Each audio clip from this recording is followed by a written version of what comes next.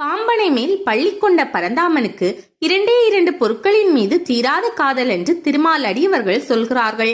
அதில் முதலாவது பொருள் கள்ளம் கபடமில்லாத பிள்ளை உள்ளம் கொண்ட பக்தர்களின் நல்லிதயம்.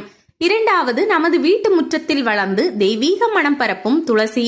துளசி என்ற சொல்லுக்கு தன்னிகரில்லாத பெண் என்று பொருள். வைஷ்ணவ சம்பிரதாயத்தில் துளசியை திருத்துழாய் என்று அழைப்பார்கள். ஸ்ரீ மகாலட்சுமியின் அம்சமாக துளசி கருதப்படுவது. அனுவரதமும் பெருமாளின் திருமார்பை அலங்கரிக்கும் புனிதமிக்க ஆபரணமாகவும் துளசி திகழ்கிறது. துளசியின் ஒவ்வொரு அங்கமும் புனிதமானது. அதன் நிலை, கிளை, வேர் மட்டுமல்ல, துளசி செடியை தாங்கி புண்ணியம் பெற்ற மண்ணும் மகத்துவம் பெற்றதாகவே கருதப்படுகிறது.